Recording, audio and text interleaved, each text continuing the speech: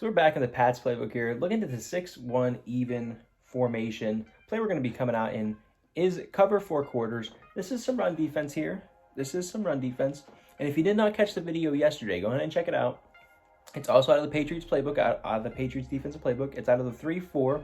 And we kind of just went into the 3-4 version of this defense. It's pretty similar stuff. You do have a bunch of linebackers on the field, bunch of defensive linemen, right? Not a lot of DBs, but you're trying to stop the run. You're trying to stop a specific player here, and you're trying to stop the run. So this is what the play looks like, and let's look at our run fits here. And as you see, you have your edge defender there on the left, and your safeties are both in run fits. And let's look at the run to the right here. Same thing. Safeties are in run fits. You have a Matt Judon as your edge defender setting the edge. And if you pay attention to Hightower, look where your user is at, to the right of the center and to the left of the center. That's really it. It's the only time you are going to play out into here is if you see that runner bounce to the outside. Otherwise, you're firing down here, firing down to the right, firing down to the left. So let's run this stretch. This is a good example, firing down and get down to the line of scrimmage. But there you see the safety come up and they're in the run fit, and that's exactly what they're made to do there. That's exactly what they're supposed to do. Let's get a run to the left here. Same thing, filling out. Okay, I see him bounce. Everybody's there to make a play, right? Everybody's there to make a play. So let's run it again to the right. I mean, you can base a line, run it again to the right, kind of shuffle. And I gotta make, that's the tackle you have to make right there. I'm glad that was the scenario there. Let's go to the replay. Okay, so I'm on Hightower here. Let's zoom it out. Okay, so I'm reading David Montgomery, and I'm strafing. So to strafe, you hold LT before the snap, and then that's how my guy is shuffling his feet there. And I really should have fired even down right in this gap, and then conservative tackled with X or A. But I went for the big hit stick tackle and just whiffed. And it gets a big gain.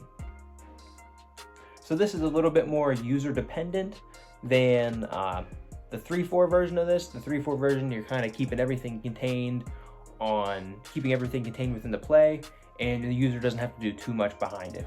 But this one, on these stretch runs like this, you are responsible for that particular gap right there. So glad that play popped up here.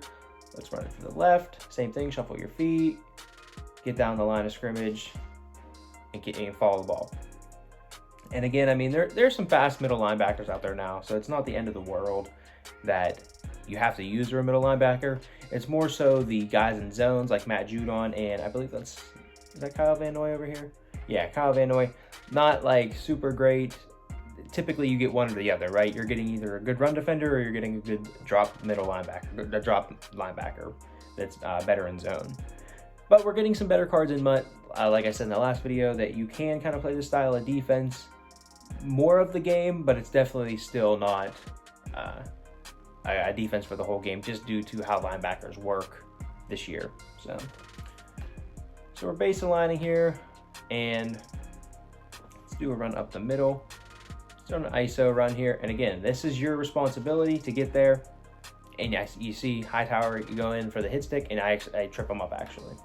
And if they're hitting you with like ISO run after ISO run, and maybe you're getting taken out of the play repeatedly and you just cannot make the tackle, you can crash your defensive line in, run the ISO run, and makes it a little bit more, there's a few more bodies there to take care of that guy, so clean up David Montgomery.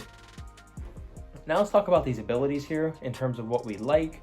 So I really would like Wise and Lawrence Guy here have no outsiders, and then you have your inside stuffs here with Barmore and Gotchik right there. So you would rather have inside stuffs there.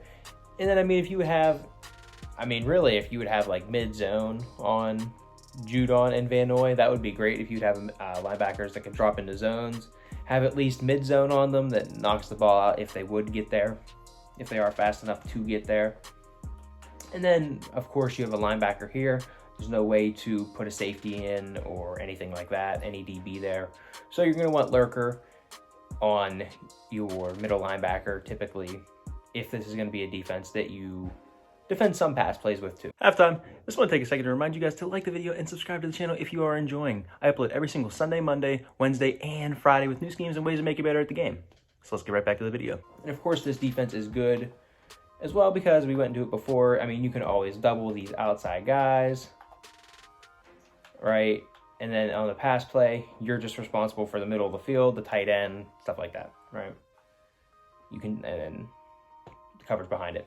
This is also a really good scheme for not allowing the ball over top of you, because not only are your safeties in run fits, but they're also in deep quarters, which more often than not, I don't even want to say more often than not, but cover 3 can get beat a lot. That zone can get, the outside zones can get drug a lot out, and then you can put the ball over top of them.